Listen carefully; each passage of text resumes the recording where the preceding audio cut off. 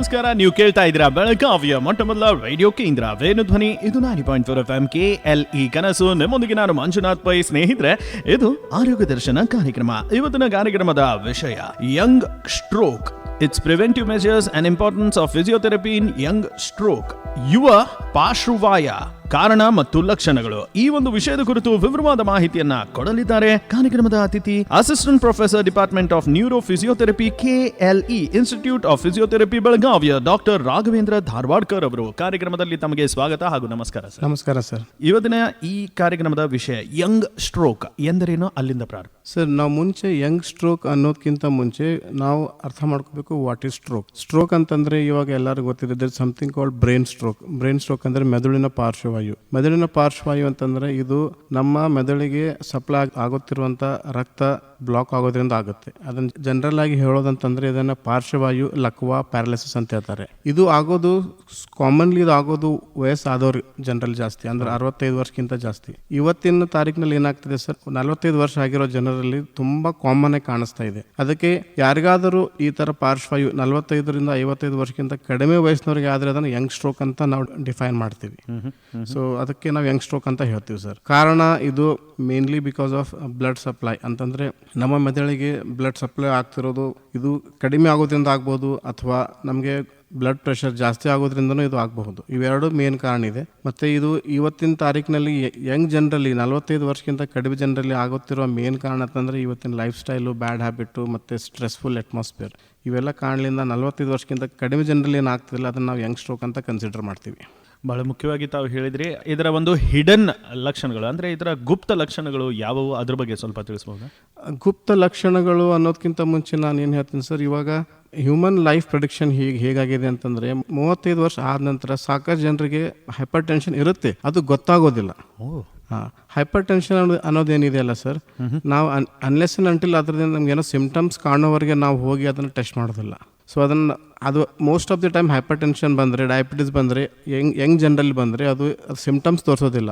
Symptoms ಅಂದರೆ ಲಕ್ಷಣಗಳನ್ನು ತೋರಿಸೋದಿಲ್ಲ. ಆ ಕಾರಣದಿಂದ ಅದು ನೆಗ್ಲೆಕ್ಟ್ ಮಾಡ್ತಾರೆ. ಒನ್ ಫೈನ್ ಡೇ ಅದು ಎಕ್ಸ್ಟ್ರೀಮ್ ಲೆವೆಲಿಗೆ ಹೋಗಿ ಅದು ಬ್ಲಾಕ್ ಮಾಡಿ ಬ್ರೈನಿಗೆ ಸಪ್ಲೈ ಕಡಿಮೆ ಆದ ನಂತರ ಅವ್ರು ಡಾಕ್ಟರ್ ಹತ್ರ ಹೋಗ್ತಾರೆ. ಡಾಕ್ಟರ್ ಹತ್ರ ಹೋದ್ಮೇಲೆ ಅವರಿಗೆ ಅವರಿಗೆ ಮಾತಾಡ್ಲಿಕ್ಕೆ ಕಷ್ಟ ಆಗ್ಬೋದು, ನಡಿಲಿಕ್ಕೆ ಕಷ್ಟ ಆಗ್ಬೋದು, ಕೈಕಾಲು ಮೂವ್ಮೆಂಟ್ ಆಗೋದು ಕಡಿಮೆ ಆಗ್ಬೋದು. ಈ ಲಕ್ಷಣಗಳು ಬಂದ ಮೇಲೆ ಡಾಕ್ಟರ್ ಹತ್ರ ಹೋಗ್ತಾರೆ. ಅಲ್ಲಿ ಹೋದ್ಮೇಲೆ ಡಾಕ್ಟರ್ ಹೇಳ್ತಾರೆ ನಿಮಗೆ BP ಇತ್ತು, ನಿಮ್ಗೆ ಗೊತ್ತಾಗಿಲ್ಲ, ನೀವು ಟೆಸ್ಟ್ ಮಾಡಿಸಿಲ್ಲ. ಇದು ಒಂದು ಲಕ್ಷಣ. ಇನ್ನೊಂದು ಸರ್, ಇದು ಸ್ಟ್ರೋಕ್ ಆಗೋಕ್ಕಿಂತ ಮುಂಚೆ ಕೆಲವೊಂದು ಸರಿ ವಿಪರೀತ ತಲೆನೋವು ಆಗ್ಬೋದು, ಒಂದೊಂದು ಯಾವಾಗ ವಾಮಿಟಿಂಗ್ ಆಗ್ಬೋದು, ಮತ್ತು ಕೆಲವೊಂದು ಸರಿ ತಲೆ ಸುತ್ತ ಬರೋ ಥರ ಆಗ್ಬೋದು. ಇವೆಲ್ಲ ಲಕ್ಷಣಗಳನ್ನ ನಾವು ಕನ್ಸಿಡರ್ ಮಾಡ್ಬೋದು. These are the predisposing factors which can cause the young stroke ಅಂತೇಳಿ. ಈ ಥರ ಮೇಲಿನ ಮೇಲೆ ಲಕ್ಷಣ ಬರ್ತಾ ಇದ್ರೆ ಅದನ್ನು ನೆಗ್ಲೆಕ್ಟ್ ಮಾಡಬಾರ್ದು. ಪಾಸಿಬಲ್ ಇದ್ದರೆ ಹೋಗಿ ನಿಮ್ಮ ಫ್ಯಾಮಿಲಿ ಡಾಕ್ಟರ್ ಆಗಿರ್ಬೋದು, ಅಥವಾ ನಿಮ್ಮ ಏರಿಯಾದಲ್ಲಿ ಯಾರು ಲೋಕಲ್ ಡಾಕ್ಟರ್ ಇದ್ದರೆ ಯಾವಾಗ 15 ಡೇಸ್ 1 ಮಂತ್ಗೆ ಒಂದ್ಸರಿ BP ಚೆಕ್ ಮಾಡಿಸೋದು, ಶುಗರ್ ಚೆಕ್ ಮಾಡಿಸೋದು, ಈ ಥರ ಮಾಡಿಸ್ತಾ ಇದ್ದರೆ ಒಂಥರ ಸೇಫ್ ಆಗಿರ್ಬೋದು ಅಂತ ನಾನು ಹೇಳಕ್ಕೆ ಇಷ್ಟಪಡ್ತೀನಿ. ಎಸ್, ಅಂಥ ಸಂದರ್ಭದಲ್ಲಿ ಇತ್ತೀಚಿನ ದಿನಗಳ ಈ ಒಂದು ಜೀವನ ಶೈಲಿ, ಲೈಫ್ ಸ್ಟೈಲ್ ಬಹಳ ಬದಲಾಗಿದೆ, ಬಹಳ ನೆಗ್ಲೆಕ್ಟ್ ಮಾಡ್ತಾರೆ. ಹೌದು, ಅದು ಎಷ್ಟು ಕಾರಣವಾಗುತ್ತೆ ಈ ಒಂದು ಪಾರ್ಶ್ವ? ಸರ್, ನೆಗ್ಲಿಜೆನ್ಸಿನೇ ತುಂಬ important. Negligence is the major cause ಅಂತ ನಾನು ಹೇಳ್ಬೋದು. ಇವಾಗ ನಾನು ಆಲ್ರೆಡಿ ಹೇಳಿದ್ದೀನಿ, 35 ವರ್ಷ ಆದ ನಂತರ ಇವಾಗ blood pressure has become very common. ಮತ್ತು ಜನ ತಾವಾಗಿ ಹೋಗಿ ಟೆಸ್ಟ್ ಮಾಡಿಸೋದಿಲ್ಲ, ತಾವಾಗಿ ಹೋಗಿ ಏನು ತಮ್ಮ ಕಡೆಯಿಂದ ಏನು ಪ್ರಯತ್ನ ಮಾಡೋದಿಲ್ಲ. ಅದು ಒಂದು ಲೆವೆಲಿಗೆ ಬಂದ ಮೇಲೆ ಅದು ಎಕ್ಸ್ಟ್ರೀಮ್ ಆಗಿ ತೊಂದರೆ ಆದಮೇಲೆ ಅವ್ರು ಹೋಗ್ತಾರೆ ಡಾಕ್ಟರ್ ಹತ್ರ. ಅದಕ್ಕೆ ಮೇನ್ ಕಾರಣ ನಾನೇನಂತೀನಿ, ಬ್ಯಾಡ್ ಹ್ಯಾಬಿಟ್ಸ್. ಒಂದು ಕನ್ಸಂಪ್ಷನ್ ಆಫ್ ಆಲ್ಕೋಹಾಲ್ ಆಗಿರ್ಬೋದು, ಅಥವಾ ವಿಪರೀತ ಸ್ಮೋಕಿಂಗ್ ಏನಂತೀವಿ, ಇಲ್ಲಂತಂದರೆ ಒಂದೇ ಕಡೆ ಕೂತ್ಕೊಂಡು ಕೆಲಸ ಮಾಡೋದು, ಫಿಸಿಕಲ್ ಆ್ಯಕ್ಟಿವಿಟಿ ಏನೂ ಇಲ್ಲ. ಆಮೇಲೆ stressful atmosphere, working under stressful atmosphere, targets ಇವೆಲ್ಲ. ಇವಾಗ IT ಸೆಕ್ಟರ್ ನೋಡ್ತಾ ಇದ್ದೀವಿ, ಬಹಳಷ್ಟು ಜನ ಕುಂತಲ್ಲೇ ಕೆಲಸ ಮಾಡ್ತಾರೆ, ಅವರಿಗೆಲ್ಲ ಟಾರ್ಗೆಟ್ಸ್ ಇರುತ್ತೆ. ಆ ಟಾರ್ಗೆಟ್ಲಿಂದ ಸ್ಟ್ರೆಸ್ ಹೆಚ್ಚಾಗುತ್ತೆ. ಸ್ಟ್ರೆಸ್ಲಿಂದ ಆಮೇಲೆ ಅವ್ರ ಬಾಡಿಯಲ್ಲಿ ಬ್ಲಡ್ ಸರ್ಕ್ಯುಲೇಷನ್ ಕಡಿಮೆ ಆಗುತ್ತೆ. ಆಮೇಲೆ ಆ ಬ್ಲಡ್ ಸರ್ಕ್ಯುಲೇಷನ್ ಕಡಿಮೆ ಆಗೋ ಕಾರಣದಿಂದ ಅವರಲ್ಲಿ ಬ್ಲಡ್ಡಲ್ಲಿ ಫ್ಯಾಟ್ ಕಂಟೆಂಟ್ ಜಾಸ್ತಿ ಆಗುತ್ತೆ. ಇನ್ನೊಂದು ವಿಷಯ ಹೇಳಕ್ಕೆ ಇಷ್ಟಪಡ್ತೀನಿ, not only checking the blood pressure or sugar levels, they should also check, ಅಂದರೆ ಅವರು ತಮ್ಮ ಬ್ಲಡ್ಡಲ್ಲಿ ಇರುವಂಥ ಒಂದು ಏನಂತಾರೆ ಫ್ಯಾಟ್ ಕಂಟೆಂಟ್, ಅದನ್ನು ಮೇಲಿಂದ ಮೇಲೆ ಚೆಕ್ ಮಾಡ್ತಾ ಇರಬೇಕು. ಕೆಲವೊಂದು ಸರಿ ಏನಾಗುತ್ತೆ, ಫ್ಯಾಟ್ ಕಂಟೆಂಟ್ ನಮ್ಮ ಬ್ಲಡ್ಡಲ್ಲಿ ಜಾಸ್ತಿ ಆದ್ರೂ ಅದನ್ನು ಒಂದು ಕಾರಣ ಇರುತ್ತೆ ಸ್ಟ್ರೋಕ್ ಆಗೋಕ್ಕೆ. ಸೊ ಇವು 3 ಕಾರಣಗಳನ್ನು 6 ತಿಂಗಳಲ್ಲಿ ಒಮ್ಮೆ ಮಾಡಿದರೆ ಸಾಕು. They can prevent the stroke directly to 50 to 60%. ಬಹಳ ಮುಖ್ಯವಾಗಿ ಸೆಡೆಂಟರಿ ಲೈಫ್ ಸ್ಟೈಲ್ ಅಂತ ತಾವು ಹೇಳಿದ್ರಿ, ಇತ್ತೀಚಿನ ದಿನಗಳಲ್ಲಿ ಅದು ಜಾಸ್ತಿ ಆಗಿದೆ. ಆ ಒಂದು ಸಂದರ್ಭದಲ್ಲಿ ಸಡನ್ಲಿ ಹೆಲ್ತ್ ಕಾನ್ಶಿಯಸ್ ಆಗ್ತಾರೆ ಬಹಳಷ್ಟು ಜನರು. ಹೆಲ್ತ್ ಕಾನ್ಶಿಯಸ್ ಆಗಿ ವ್ಯಾಯಾಮ ಮಾಡಲಿಕ್ಕೆ ಪ್ರಾರಂಭ ಮಾಡ್ತಾರೆ. ಕೆಲವರು ವ್ಯಾಯಾಮ ಮಾಡುವಾಗಲೇ ಅವರಿಗೆ ಸ್ಟ್ರೋಕ್ ಆಗಿರುತ್ತೆ ಅಂತ. ಅದು ಸರ್, ಅದು ಒಂದು ಏನಿದೆ, ಇವಾಗ ಹೆಲ್ತ್ ಕಾನ್ಶಿಯಸ್ ಆಗಿ ನೀವು ಎಕ್ಸಸೈಸ್ ಮಾಡೋದು it's a very good thing, but there is something called limitation. ನಿಮ್ಮ ಬಾಡಿಗೆ ಎಷ್ಟು ಸಾಧ್ಯ ಇದೆ ನೀವು ಎಕ್ಸಸೈಸ್ ಮಾಡಿ. ಎಕ್ಸಸೈಸ್ ಮಾಡೋ ಅರ್ಥ ಇದೆಲ್ಲಕ್ಕೆ ಒಂದೇ ದಿವಸ ಹೋಗಿ ಜಿಮ್ಮಲ್ಲಿ 3 ತಾಸು ಮಾಡಿದೆ 4 ತಾಸು ಮಾಡಿದೆ, that is wrong. You should start, ಅಂದರೆ ನೀವು ಸ್ಟಾರ್ಟ್ ಮಾಡಬೇಕು.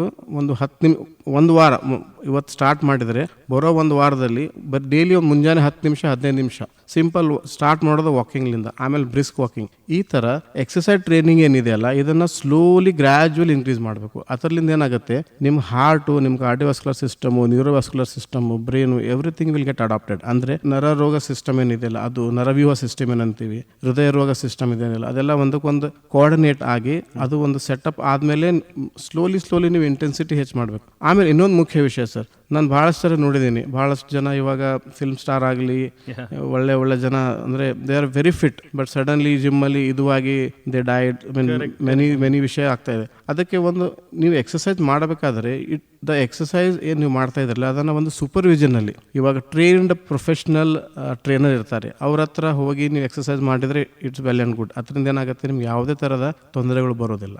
ನೀವಾಗೇ ನಿಮ್ಮ ಮನಸ್ಸಿನ ಮೇಲೆ ಮಾಡಿದರೆ, ನಾನು ಇವತ್ತು 1 ವಾರದಲ್ಲಿ ನಾನು ಇಷ್ಟು ಮಾಡ್ತೀನಿ, ನಾನು ಇಷ್ಟು ವೇಟ್ ಕಡಿಮೆ ಮಾಡ್ತೀನಿ, ಆ ಥರ ಮಾಡೋಕ್ಕೆ ಹೋದರೆ ಅದು ನಮಗೆ ಸೂಟ್ ಆಗಲ್ಲ. ಅದರಿಂದ ರಿಬೌಂಡ್ ಜಾಸ್ತಿ ಆಗುತ್ತೆ. ಡಾಕ್ಟರ್ ಸರ್, ತಾವು ಹೇಳಿದ್ರೆ ಟ್ರೈನರ್ ಗೈಡೆನ್ಸ್ನಲ್ಲಿಯೇ ಮಾಡಿ ಅಂತ. ಅಂಥ ಸಂದರ್ಭದಲ್ಲಿ ಇನ್ನೊಂದು ಬಹಳ ಮುಖ್ಯವಾದ ವಿಷಯ, ಇತ್ತೀಚಿನ ದಿನಗಳಲ್ಲಿ ತಾಳ್ಮೆಯನ್ನು ನಾವು ಕಳ್ಕೊಂಡಿದ್ದೇವೆ. ಅಂತ ಸಂದರ್ಭದಲ್ಲಿ ಯಾರಿಗಾದ್ರೂ ತೂಕ ಜಾಸ್ತಿ ಮಾಡ್ಕೋಬೇಕು ಅಥವಾ ತೂಕ ಕಮ್ಮಿ, ವೇಟ್ ಗೇನ್ ಅಥವಾ ವೇಟ್ ಲಾಸ್ಗೋಸ್ಕರ ಬಹಳಷ್ಟು ಸಪ್ಲಿಮೆಂಟ್ಸು, ಬಹಳಷ್ಟು ವಿಷಯಗಳಲ್ಲಿ ಸ್ಟೆರಾಯ್ಡ್ ಇದು ಅದು ತಗೋತಾರೆ. ಅದು ಕೂಡ ಈ ಒಂದು ಪಾರ್ಶ್ವವಾಯು ಅಥವಾ ಯಂಗ್ ಸ್ಟ್ರೋಕ್ ಅಥವಾ ಸ್ಟ್ರೋಕಿಗೆ ಕಾರಣ ಆಗ್ಬೋದು. ಹೌದು ಸರ್, ಡೆಫಿನೆಟ್ಲಿ ಆಗ್ಬೋದು. ಯಾಕಂತಂದ್ರೆ ಎನಿಥಿಂಗ್ ವಿಚ್ ಈಸ್, ಯಾವುದಾದ್ರೂ ಒಂದು ನಾವು ನೈಸರ್ಗಿಕ ಇಲ್ಲದೇ ಇರುವಂಥ ಪದಾರ್ಥಗಳನ್ನು ಕನ್ಸ್ಯೂಮ್ ಮಾಡೋದ್ರಿಂದ, ತಗೊಳ್ಳೋದ್ರಿಂದ, ಇದು ಪ್ರೋಟೀನ್ ಆಗಿರ್ಬೋದು, ಯಾವುದಾದ್ರೂ ಶೇಕ್ ಆಗಿರ್ಬೋದು, ಎನಿಥಿಂಗ್, ಅದು ಎಷ್ಟರ ಮಟ್ಟಿಗೆ ಐಡಿಯಲ್ ಇದೆ, ಅದು ಸೈಂಟಿಫಿಕ್ ಇದೆ ಇಲ್ವಾ, ಅದನ್ನೆಲ್ಲ ನೋಡ್ಕೊಂಡ್ಬಿಟ್ಟು ತಗೊಳ್ಳೋದು. ಮತ್ತು ಅದರ ಪ್ರಮಾಣ, ಎಷ್ಟು ಪ್ರಮಾಣ ತಗೋತಾ ಇದ್ದೀರಿ, ಆ ತಗೊಳ್ಳೋಂಥ ಪ್ರಮಾಣ ನಿಮ್ಮ ಶರೀರಕ್ಕೆ ಮ್ಯಾಚ್ ಆಗ್ತಾ ಇದ್ದಿಲ್ಲ, ಅದನ್ನ ನೋಡ್ಕೋಬೇಕು. ಕೆಲವೊಂದ್ಸರಿ ನಿಮ್ಮ ಬಾಡಿ ಮಾಸ್ ಇಂಡೆಕ್ಸ್ ಅಂತ ಹೇಳ್ತೀವಿ, ಆಮೇಲೆ ನಿಮ್ದು ತೂಕ ಅಂತೀವಿ, ನಿಮ್ದು ಹೈಟ್ ಅಂತೀವಿ, ಅದನ್ನೆಲ್ಲ ನೋಡ್ಕೊಂಡ್ಬಿಟ್ಟು ಅದರ ಒಂದು ಲೆವೆಲಿಗೆ ನೀವು ಅದನ್ನು ಕನ್ಸ್ಯೂಮ್ ಮಾಡಿದರೆ ನಿಮ್ಗೇನು ತೊಂದರೆ ಆಗೋದಿಲ್ಲ. ಬಟ್ ನೀವು ಅದನ್ನ ಇವಾಗ ಅನ್ಪ್ರೊಫೆಷ್ನಲ್ ವೇನಲ್ಲಿ ತೊಗೊಂಡ್ರೆ, ಅಂದರೆ ನೀವು without anybody's guidance, without the medical supervision ನೀವು ತೊಗೊಂಡ್ರೆ ಅದರ ದುಷ್ಪರಿಣಾಮ ಆಗುತ್ತೆ. ಮತ್ತು ಸಾಕಷ್ಟು ಸ್ಟಡಿಗಳು ಪ್ರೂವ್ ಮಾಡಿದ್ದಾರೆ ಇವನ್ ಕನ್ಸಂಪ್ಷನ್ ಆಫ್ ಆರ್ಟಿಫಿಷಿಯಲ್ ಸಪ್ಲಿಮೆಂಟ್ಸ್ ತಗೊಳ್ಳೋದ್ರಿಂದ ಜನರಿಗೆ ಸ್ಟ್ರೋಕು ಅಥವಾ ಬೇರೆ ಥರ ಹೃದಯ ರೋಗಗಳು ಆಗ್ತಾ ಇದೆ ಅಂತ ಅದಕ್ಕೂ ಒಂದು ಸೈಂಟಿಫಿಕ್ ಪ್ರೂಫ್ ಇದೆ ಸರ್. ಇದಾಯಿತು ಅಡಿಟಿವ್ಸ್ ಅಥವಾ ಸ್ಟೆರಾಯ್ಡ್ ಇದು ಅದು ಅಬ್ಯೂಸ್ನಿಂದ. ಇನ್ನೊಂದು ಬಹಳ ಟ್ರೆಂಡಿಂಗ್ ಆಗಿರೋ ವಿಷಯ, ಏಕೆಂದರೆ ತಾವು ಹೇಳಿದ್ರಿ ಬ್ಲಡ್ಡಲ್ಲಿರೋ ಫ್ಯಾಟನ್ನು ಅವಾಗ 6 ತಿಂಗಳಲ್ಲಿ ಚೆಕ್ ಮಾಡಿ. ಕೀಟೋಜೆನಿಕ್ ಡಯಟ್, ಅಟ್ಕಿನ್ಸ್ ಡಯಟ್, ಕಾರ್ನಿವೋರಸ್ ಡಯಟ್, ಈ ಡಯಟ್ಗಳಿಂದ ನಾನು ಕೆದಿಯಲ್ಲಿ ನೋಡಿದ್ದೇವೆ ಹಾರ್ಟ್ ಅಟ್ಯಾಕ್, ಸ್ಟ್ರೋಕಿಗೆ ಒಳಗಾಗ್ತಾರೆ. ಏನು ಹೇಳಿಕೆ ಇಷ್ಟ? ಅದೇ ಸರ್, ತಗೊಳ್ಳಿಕ್ಕೆ ಅಡ್ಡಿಲ್ಲ, but everything has to be monitored under medical supervision. That is most important. ನಾನು ಹೇಳೋಕೆ ಇಷ್ಟಪಡೋದು ಅದೇ, ನಿಮ್ಮ ಮನಸ್ಸಿನ ಪ್ರಕಾರ, ನಿಮ್ಮ ಇಚ್ಛೆ ಪ್ರಕಾರ ನೀವು ತಗೋಬಾರ್ದು. ಅದನ್ನು ಒಂದು ಮೆಡಿಕಲ್ ಸೂಪರ್ವಿಷನ್ ಅಲ್ಲಿ ತಗೊಂಡ್ರೆ ಒಳ್ಳೇದು. ಮತ್ತೆ ನಾನು ಇನ್ನೊಂದು ವಿಷಯ ಅಂತಂದ್ರೆ, ಬಹಳಷ್ಟು ಮೆಡಿಕಲ್ ಸ್ಟೋರಲ್ಲಿ ಡೈರೆಕ್ಟ್ಲಿ ಸಿಗುತ್ತೆ, ತಗೊಂತಾರೆ, ಬಟ್ ಅದನ್ನ ಪ್ರಾಪರ್ ಆಗಿ ಒಂದು ಸೂಪರ್ವಿಷನ್ ಅಲ್ಲಿ ತಗೊಂಡ್ರೆ ಅದರಿಂದ ಏನು ದುಷ್ಪರಿಣಾಮ ಇಲ್ಲ, ಡೆಫಿನೆಟ್ಲಿ ಒಂದು ಒಳ್ಳೆ ಪರಿಣಾಮ ಆಗುತ್ತೆ. But it needs to be monitored ಅಂತ ನಾನು ಹೇಳಲಿಕ್ಕೆ ಇಷ್ಟಪಡ್ತೇನೆ. ಸ್ನೇಹಿತರೆ, ನೀವು ಕೇಳ್ತಾ ಇದ್ದೀರಾ ಆರೋಗ್ಯ ದರ್ಶನ ಕಾರ್ಯಕ್ರಮ. ಇವತ್ತಿನ ಕಾರ್ಯಕ್ರಮದ ವಿಷಯ ಯಂಗ್ ಸ್ಟ್ರೋಕ್, ಅಂದ್ರೆ ಯುವ ಪಾರ್ಶ್ವವಾಯು, ಕಾರಣಗಳು ಮತ್ತು ಲಕ್ಷಣಗಳ ಕುರಿತು ಇವತ್ತಿನ ಕಾರ್ಯಕ್ರಮದಲ್ಲಿ ಡಾಕ್ಟರ್ ರಾಘವೇಂದ್ರ ಧಾರವಾಡ್ಕರ್ ಅವರು, assistant professor, department of neuro physiotherapy, KLE institute of physiotherapy, ಬೆಳಗಾವಿಯಿಂದ ವಿವರವಾದ ಮಾಹಿತಿಯನ್ನು ಕೊಡ್ತಾ ಇದ್ದಾರೆ. ಕಾರ್ಯಕ್ರಮದಲ್ಲಿ ಒಂದು ಚಿಕ್ಕ ವಿರಾಮ. ನಾನು ನಾಡೋಜ ಡಾಕ್ಟರ್ ಮಹೇಶ್ ಜೋಶಿ. ವೇಣು ಧ್ವನಿ KLE ಅವರ ಕನಸು. ಧ್ವನಿ ಇಲ್ಲದೆ ಇರ್ತಕ್ಕಂಥವ್ರಿಗೆ ಧ್ವನಿಯಾಗಿರ್ತಕ್ಕಂತಹ ವೇಣು ಧ್ವನಿಗೆ ಶುಭಾಶಯಗಳು. ವೇಣು ಅಂದರೆ ಕೊಳಲು ಅಂತಕ್ಕಂಥದ್ದು.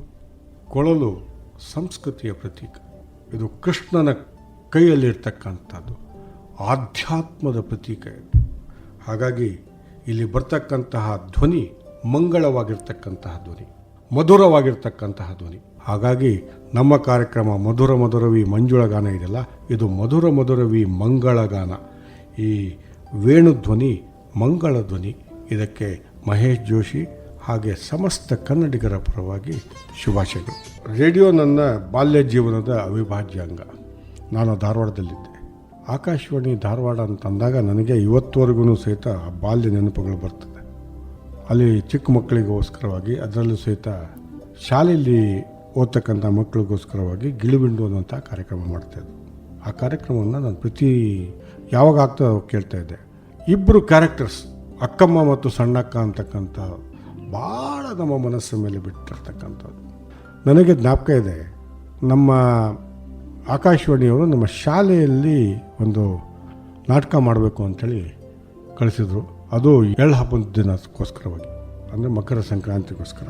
ಆವಾಗ ನಾವೊಂದು ನಾಟಕ ಮಾಡಿದ್ವಿ. ಆ ನಾಟಕದಲ್ಲಿ ನಾನು ಭಾಗವಹಿಸಿದ್ದೆ. ಆಮೇಲೆ ಅಲ್ಲಿ ಒಂದು ಹಾಡು ಬೇರೆ ಹಾಡಿದ್ವಿ. ನನಗೆ ಆ ಹಾಡಿನ ಸಾಲುಗಳು ಸಹಿತ ನೆನಪು ಇರ್ತದೆ. ಎಳ್ಳಿನಂತೆ ಸ್ನೇಹವಿರಲಿ, ಬೆಲ್ಲದಂತೆ ಮಾತು ಇರಲಿ, ಎಳ್ಳು ಬೆಲ್ಲ ಕೂಡಿದಂತೆ ಎಲ್ಲರೊಡನೆ ಕೂಡಿನಲ್ಲಿ ಅಂತಕ್ಕಂಥ ಈ ಹಾಡನ್ನು ನಾವು ಹೇಳಿದ್ವಿ. ಅದು ಇವತ್ತುವರೆಗೂ ನನಗೆ ಅದು ಆಕಾಶವಾಣಿಯಲ್ಲಿ. ಈ ಆಕಾಶವಾಣಿಯಲ್ಲಿ ಭಾಗವಹಿಸ್ತಿರ್ತಕ್ಕಂಥ ಆ ದಿನ ಇದೆಯಲ್ಲ, ಯಾಕಂದ್ರೆ ಮಕರ ಸಂಕ್ರಾಂತಿಗೆ ಸುಟಿ ಇರ್ತದೆ. ಅದ್ರ ಮರುದಿನ ನಮಗೆ ಸಾಲಿ ಇತ್ತು.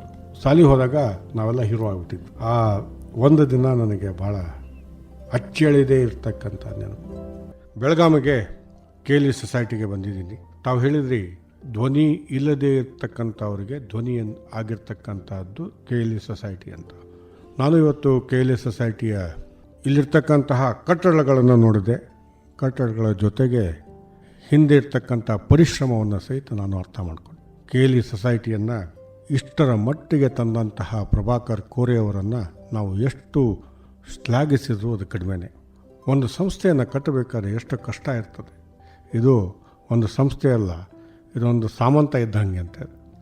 ಅಷ್ಟು ಕಟ್ಟಬೇಕಾದ್ರೆ ಅವ್ರು ಪಟ್ಟಂಥ ಪರಿಶ್ರಮ, ಮುಂದಾಲೋಚನೆ, ಜೊತೆಗೆ ಭಾಗದ ಜನಗಳಿಗೆ ಏನಾದ್ರು ಮಾಡಬೇಕು ಅನ್ನುವಂತಹ ತವಕ, ಇವೆಲ್ಲ ಒಟ್ಟುಗೂಡಿ ಇವತ್ತು KLE ಸೊಸೈಟಿ ಆಗಿದೆ. ಹಾಗಾಗಿ KLE ಸೊಸೈಟಿಗೆ ನಾನು ಕೊಟ್ಟಿರ್ತಕ್ಕಂತಹ ಭೇಟಿ ಭಾಳ ಸಾರ್ಥಕ ಆಗಿರ್ತಕ್ಕಂಥದ್ದು ಅಂತ ನನ್ನ ಭಾವನೆ. समझे आपकी हर हेल्थ प्रॉब्लम्स की बात, वर्ल्ड क्लास ट्रीटमेंट हर दिन और रात, KLE का हाथ आपके साथ, आपके साथ. KLE Society's Dr. Prabhakar Kore Super Speciality Hospital. Cure for all health related problems. Experienced doctors and ultra modern facilities के साथ. KLE Society's Dr. Prabhakar Kore Super Speciality Hospital and Medical Research Center, Nehru Nagar, Belagavi. Call 08312 473777. KLE ಕನಸು ನನ್ನ ಸದಾ ವೇಣು ಧ್ವನಿ, ವೇಣು ಧ್ವನಿ.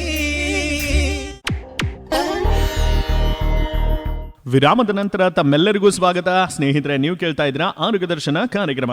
Doctor sir, ಬಹಳ ಮುಖ್ಯವಾಗಿ ಯಾವೆಲ್ಲ ಬದಲಾವಣೆ, ಜೀವನ ಶೈಲಿ ಬದಲಾವಣೆ ಮಾಡ್ಕೋಬಹುದು, ಅದ್ರ ಬಗ್ಗೆ ಒಂದು ಸಂಕ್ಷಿಪ್ತವಾದ ಮಾಹಿತಿ ಕೊಡ್ಬೋದು ಸರ್? ದಿನನಿತ್ಯ ವ್ಯಾಯಾಮ ಮಾಡಬೇಕು. ನಿಮಗೆ ವ್ಯಾಯಾಮ ಮಾಡಲಿಕ್ಕೆ ಸಮಯ ಸಿಗಲ್ಲ ಅಂತ ನಾವೇನು ಎಕ್ಸ್ಕ್ಯೂಸ್ ಕೊಡ್ತೀವಲ್ಲ, ಅದು ತಪ್ಪು. ಸಾಧ್ಯ ಇದ್ದರೆ ಅಟ್ಲೀಸ್ಟ್ ಏನಿಲ್ಲ ಅಂತಂದರೆ ನಿಮ್ಮ 24 ತಾಸದಲ್ಲಿ ಒಂದು 20 ನಿಮಿಷ ವಾಕ್ ಮಾಡಿದರೆ that is more than sufficient. ಅದರ ಜೊತೆಯಲ್ಲಿ ನಾವು ಲಿಫ್ಟನ್ನು ಉಪಯೋಗ ಮಾಡಬಾರ್ದು. ಅದ್ರ ಬದಲಿ ನಾವು ಸ್ಟೇರ್ಕೇಸನ್ನು ಯೂಸ್ ಮಾಡಬೇಕು. ಆಹಾರದಲ್ಲಿ ಎಷ್ಟು ಸಾಧ್ಯ ಇದೆ ಅಷ್ಟು ವೆಜಿಟೇಬಲ್ಸ್ ಕನ್ಸಂಪ್ಷನ್ ಮಾಡಬೇಕು. ಸ್ಟ್ರೆಸ್ ಎಲ್ಲರಿಗಿರುತ್ತೆ ಸರ್, ಸ್ಟ್ರೆಸ್ ಯಾರಿಗೆಲ್ಲ, ಚಿಕ್ಕ ಮಕ್ಕಳು ಹಿಡ್ಕೊಂಡು ಎಲ್ಲರಿಗೂ ಸ್ಟ್ರೆಸ್ ಇದ್ದೇ ಇರುತ್ತೆ. ಆ ಸ್ಟ್ರೆಸ್ಸನ್ನು ನೀವು ಯಾವ ಥರ ತೊಗೊತೀರಿ, ಆ ಸ್ಟ್ರೆಸ್ಸನ್ನು ನೀವು ಯಾವ ಥರ ಕೋಪ್ ಅಪ್ ಮಾಡ್ತೀರಿ, ದ್ಯಾಟ್ ಇಸ್ ಆಲ್ಸೋ ಇಂಪಾರ್ಟೆಂಟ್. ಅದು ಬಿಟ್ಟು ನಿಮ್ದು ಬೇರೆ ಲೈಫ್ ಸ್ಟೈಲ್ ಅಂತಂದರೆ, ಈಗ ನಾವು ಸಾಕಷ್ಟು ಜನ ಆಲ್ಕೋಹಾಲ್ ಕನ್ಸಂಪ್ಷನ್ ಮಾಡ್ತೀವಿ, ಬ್ಯಾಡ್ ಹ್ಯಾಬಿಟ್ಸ್ ಎಲ್ಲ ಇರುತ್ತೆ. ಅದನ್ನೆಲ್ಲ ನಾವೊಂದು ಲಿಮಿಟೆಡ್ ವೇ, ಕಂಟ್ರೋಲ್ಡ್ ವೇದಲ್ಲಿ ಮಾಡಿದರೆ we can prevent. But if you ಅಂದರೆ ನೀವು ಅದನ್ನು ಬಿಟ್ರೆ ಕನ್ಸಂಪ್ಷನ್ ಆಫ್ ಆಲ್ಕೋಹಾಲ್, ಆಮೇಲೆ cigarette smoking or consumption of tobacco ಅಂತಂದರೆ ತಂಬಾಕು ಪದಾರ್ಥಗಳ ಸೇವನೆ, ಅದು ಸಿಗರೇಟ್ ಆಗಿರ್ಬೋದು, ಗುಟ್ಕಾ ಆಗಿರ್ಬೋದು, ಖೈನಿ ಆಗಿರ್ಬೋದು, ಏನೂ ಆಗಿರ್ಬೋದು, ಯಾವುದೇ ಥರದ ತಂಬಾಕು ಪದಾರ್ಥನ ಒಂದು ಸೇವನೆ ಮಾಡೋದ್ರಿಂದ ಸ್ಟ್ರೋಕ್ ಅಂದರೆ ಯಂಗ್ ಸ್ಟ್ರೋಕ್ ಆಗುವ ಚಾನ್ಸಸ್ ಡೈರೆಕ್ಟ್ಲಿ ಡಬಲ್ ಆಗುತ್ತೆ. ಓಕೆ, ಅದನ್ನು ಸ್ವಲ್ಪ ಲಕ್ಷ್ಯ ಕೊಟ್ಟರೆ ನೀವು ಯಂಗ್ ಸ್ಟ್ರೋಕ್ ಅಂತ ಪ್ರಿವೆಂಟ್ ಮಾಡ್ಬೋದು. ಅದರ ಜೊತೆಯಲ್ಲಿ ನಿಮ್ಮ ಆಹಾರದಲ್ಲಿ ಎಷ್ಟಾಗುತ್ತೆ ಅಷ್ಟು ಕೊಬ್ಬಿನ ಅಂಶ ಕಡಿಮೆ ಇರುವ ಆಹಾರವನ್ನು ಸೇವನೆ ಮಾಡಿದರೆ ಡೆಫಿನೆಟ್ಲಿ ಯಂಗ್ ಸ್ಟ್ರೋಕ್ ಆಗೋ ಚಾನ್ಸಸನ್ನು ಅವಾಯ್ಡ್ ಮಾಡ್ಬೋದು. ಡಾಕ್ಟರ್ ಸರ್, ಈಗ ಬಹಳ ಮುಖ್ಯವಾಗಿ ಅಡಿಕ್ಷನ್ಗಳ ಬಗ್ಗೆ ತಾವು ಮಾತನಾಡ್ತಿದ್ರಿ. ಟೊಬ್ಯಾಕೋ ಇರಲಿ, ಆಲ್ಸೋ ಆಲ್ಕೋಹಾಲ್ ಇರಲಿ, ಇತ್ತೀಚಿನ ದಿನಗಳಲ್ಲಿ ಅದು ಯಾರು ಸೇವಿಸುವುದಿಲ್ಲ ಅವರನ್ನ ವಿಭಿನ್ನವಾಗಿ ನೋಡ್ತಾರೆ. It has become a new normal. ಅಂದ್ರೆ ಸೋಷಿಯಲ್ ಡ್ರಿಂಕಿಂಗ್ ಅಂತ ಪ್ರಾರಂಭ ಮಾಡ್ತಾರೆ, ಅಥವಾ ಫೋಮೋ ಅಂತ ಹೇಳ್ತಾರಲ್ಲ, ಫಿಯರ್ ಆಫ್ ಮಿಸ್ಸಿಂಗ್ ಔಟ್. ಎಲ್ಲರೂ ಸೇವಿಸ್ತಾ ಇದ್ದಾರೆ, ನಾನು ಸೇವಿಸಲೇಬೇಕು ಅಂತ. ಇದು ಬಹಳ ಕಾಮನ್ ಆಗಿದೆ. ಇದು ಕೂಡ ಒಂದು ಕಾರಣ ಆಗ್ತಾ ಇದೆಯಾ? ಹೌದು ಸರ್, ಇದು ಕೂಡ ಒಂದು ಕಾರಣ ಇದೆ. ಅದನ್ನ ನೋಡಿ, ಇವಾಗೇನು ಇದು ಸಮಥಿಂಗ್ ನಾವೇನಂತೀವಿ ನ್ಯೂ ನಾರ್ಮಲ್ ಅಂತ ಹೇಳ್ತಾ ಇದ್ದೇವೆ. ಈಗಿನ ಸೊಸೈಟಿಯಲ್ಲಿ ನೀವು ಡ್ರಿಂಕ್ ಮಾಡಲ್ಲ, ಸೋಷಿಯಲ್ ಡ್ರಿಂಕ್ ನೀವು ಮಾಡಲ್ಲ ಅಂತಂದ್ರೆ ನಿಮಗೆ ಅದೇ ನೀವೇನು ಹೇಳಿದ್ರಲ್ಲ, ಅದು ಎಕ್ಸಾಕ್ಟ್ಲಿ ಕರೆಕ್ಟ್ ಇದೆ. ಬಟ್ ಏನಿದೆ, ಎನಿಥಿಂಗ್ ಏನಾದರೂ ನೀವು ಸೇವನೆ ಮಾಡ್ತಾ ಇದ್ದಾರಲ್ಲ, ಅದು ಒಂದು ತುಂಬಾ ಲಿಮಿಟೆಡ್ ಅಲ್ಲಿ ಇದ್ರೆ ಒಳ್ಳೇದು. ಬಟ್ ಯಾವುದು ಮೆಡಿಕಲ್ ಸೈನ್ಸ್ ಅಲ್ಲಿ ಹೇಳೋದಿಲ್ಲ ಕನ್ಸಂಪ್ಷನ್ ಆಫ್ ಅಂದ್ರೆ ಸೇವನೆ ಮಾಡೋದು, ಆಲ್ಕೋಹಾಲ್ ಸೇವನೆ ಮಾಡೋದು ಅಥವಾ ಧೂಮಪಾನ ಸೇವನೆ ಮಾಡೋದು ಲಿಮಿಟೆಡ್ ಮಾಡಿ, ಜಾಸ್ತಿ ಮಾಡಿ, ಮೀಡಿಯಂ ರೇಂಜಲ್ಲಿ ಮಾಡಿ ಅದರ ದುಷ್ಪರಿಣಾಮ ಆಗೋದಿಲ್ಲ ಅನ್ನಲಿಕ್ಕೆ ಸಾಧ್ಯವೇ ಇಲ್ಲ. ಓಕೆ, ಸೊ ಜಗತ್ತೇನಂತದೆ, ಜನ ಏನಂತಾರೆ ಅದು ಇಂಪಾರ್ಟೆಂಟು, ಅಥವಾ ನಿಮ್ಮ ಲೈಫು, ನಿಮ್ಮ ಹೆಲ್ತ್ ಅದು ಇಂಪಾರ್ಟೆಂಟ್, ಅದನ್ನು ನೋಡ್ಕೋಬೇಕು. ಆಮೇಲೆ ಇವಾಗ ಯಂಗ್ ಸ್ಟ್ರೋಕ್ ಅಂತ ನಾನು ಹೇಳ್ತಾ ಇದ್ದೀನಿ. ಇವಾಗ ವಿಚಾರ ಮಾಡಿ, ಒಂದು 45 ವರ್ಷದ ಹುಡುಗನಿಗೆ ಸ್ಟ್ರೋಕ್ ಆದರೆ ಅವ್ರದ್ದೇನು ಇವಾಗ ಜಸ್ಟ್ ಮದುವೆ ಆಗಿರ್ತದೆ, ಮಕ್ಕಳು ಇರ್ತವೆ, ದ ಎಂಟೈರ್ ಫ್ಯಾಮಿಲಿ, ಹೆಂಡತಿ ಮಕ್ಕಳು ಎಲ್ಲ ಅವ್ರ ಮೇಲೆ ಡಿಪೆಂಡ್ ಆಗಿರ್ತಾರೆ. ಇವಾಗ ಅವರು ಒಂಥರ ಪ್ಯಾರಲೈಸ್ ಆದರೆ the entire family will suffer. ಅದಕ್ಕೆ ನನ್ನ ಶಬ್ದಗಳು ಕಟವಾಗಿರ್ಬೋದು, ನಾನು ತುಂಬಾ ಸ್ಟ್ರೇಟ್ ಆಗಿ ಮಾತಾಡ್ತಾ ಇದ್ದೀನಿ, ಇದಕ್ಕೆ ಸ್ವಲ್ಪ ಹಾರ್ಶ್ ಇದೆ. ಬಟ್ ಈ ತರ ವಿಚಾರ ಮಾಡಿದಾಗ ನಿಮಗೆ ಸ್ಮೋಕಿಂಗ್ ಮಾಡೋಕ್ಕಿಂತ ಮುಂಚೆನೂ ನಿಮಗೆ ಒಂದು ಭಯ ಬರುತ್ತೆ. ಮತ್ತೆ ನೀವು ಧೂಮಪಾನ ಆಗಲಿ ಅಥವಾ ನಿಮ್ದು ಏನು ಆಲ್ಕೋಹಾಲ್ ಕನ್ಸಂಪ್ಷನ್ ಮಾಡಬೇಕಾದ್ರೆ ನಿಮ್ಮ ಫ್ಯಾಮಿಲಿ ಬಗ್ಗೆ ನೀವು ವಿಚಾರ ಮಾಡ್ತಿರಲ್ಲ, ಅವಾಗ ನಿಮ್ಗೆ ಅನಿಸುತ್ತೆ ಓಕೆ, ಜನ ಏನು ಆಡ್ತಾರೆ, ಮಾತಾಡಲಿ, ಬಟ್ ಮೈ ಲೈಫ್, ನನ್ನ ಜೀವನ, ನನ್ನ ಆರೋಗ್ಯ ಇಂಪಾರ್ಟೆಂಟ್ ಅನ್ಕೊಂಡ್ಬಿಟ್ಟು ನೀವು ಅದರಿಂದ ದೂರ ಇದ್ರೆ ಡೆಫಿನೆಟ್ಲಿ ನಿಮ್ದು ಸ್ಟ್ರೋಕ್ ಅಥವಾ ಯಂಗ್ ಸ್ಟ್ರೋಕ್ ಆಗೋ ಚಾನ್ಸಸ್ ತುಂಬಾ ಕಡಿಮೆ ಇದೆ. ಬಹಳ ಉತ್ತಮವಾಗಿ ತಿಳಿಸಿದ್ರಿ. ಅಂತ ಸಂದರ್ಭದಲ್ಲಿ ಬಹಳಷ್ಟು ಜನರು ಸ್ಮೋಕಿಂಗ್ ಅನ್ನ ಕ್ವಿಟ್ ಮಾಡ್ತಾರೆ, ಧೂಮಪಾನವನ್ನ ಕ್ವಿಟ್ ಮಾಡ್ತಾರೆ, ಆದ್ರೆ ಒಕೇಶನಲಿ ಡ್ರಿಂಕ್ ಮಾಡ್ತಾರೆ. ಅಂಥವರಿಗೆ ಬ್ರೈನ್ ಸ್ಟ್ರೋಕ್ ಅಥವಾ ಬ್ರೈನ್ ಹೆಮ್ರೇಜ್ ಆಗೋ ಸಾಧ್ಯತೆ ಜಾಸ್ತಿ ಇರುತ್ತಾ? ಇಲ್ಲ ಸರ್, ನೀವು ಆಲ್ಕೋಹಾಲ್ ಕನ್ಸಂಪ್ಷನ್ ಅಂದ್ರೆ ಮದ್ಯಪಾನ ಅಂತ ಏನಿದೆ ಅಲ್ಲ, ಇದು ತುಂಬಾ ಲಿಮಿಟೆಡ್ ಕ್ವಾಂಟಿಟಿಯಲ್ಲಿ ನೀವು ಒಕೇಶನಲಿ ಮಾಡಿದ್ರೆ ಚಾನ್ಸಸ್ ತುಂಬಾ ಕಡಿಮೆ ಇದೆ. ಯು ಕ್ಯಾನ್ ಹೇಳ್ಬೋದು, ಆಗೋ ಚಾನ್ಸಸ್ ತುಂಬಾ ಕಡಿಮೆ ಇದೆ. ಬಟ್ ನಿಮ್ದು ಲಿಮಿಟೇಷನ್ ಜಾಸ್ತಿ ಆದರೆ ಡೆಫಿನೆಟ್ಲಿ ನೀವು ಹೈ ರಿಸ್ಕ್ ಅಲ್ಲಿ ಬರ್ತೀರಾ.